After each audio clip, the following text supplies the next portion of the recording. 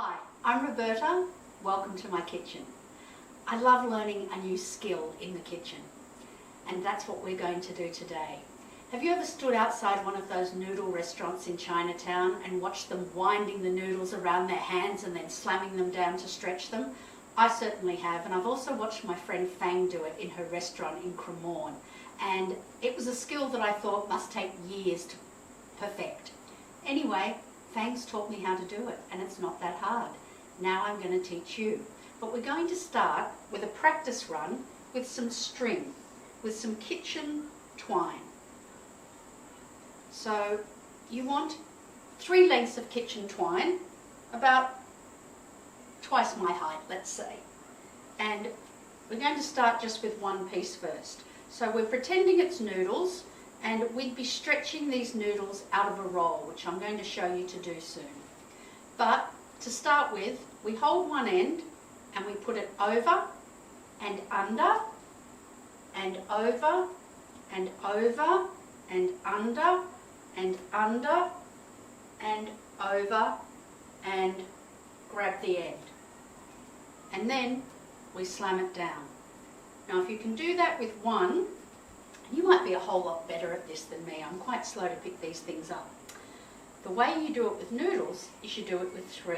So once you've mastered it with one, you get one like that, and if it was noodle, we'd dump it there, we'd stick it there, and then you get a second piece, and you pretend it's your second piece of noodle, and you stretch it there. Now if you're a fast learner, you can skip this stage, but I needed to do this a few times before I got it right.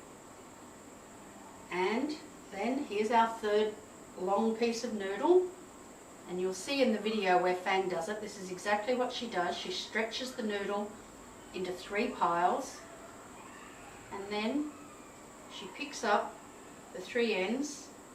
Now the string does catch a little more than the noodles will, but work with me here. Over and under and under and over and over and under and under and over, and we just need to grab those end bits, and that's it.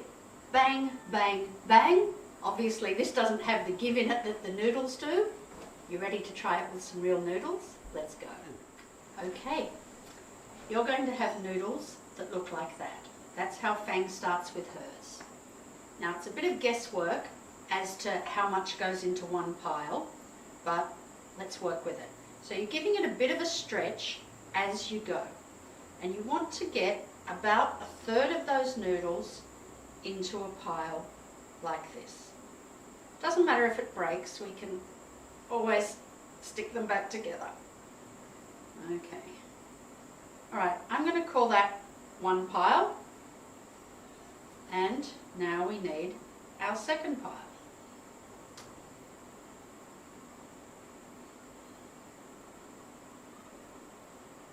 Now again, it's a bit of a working with your eye to see if you can get your piles of noodles about the same size. And this is a new skill, so you're not going to get it right first time. Or maybe you are. And if you do, please post it on Facebook.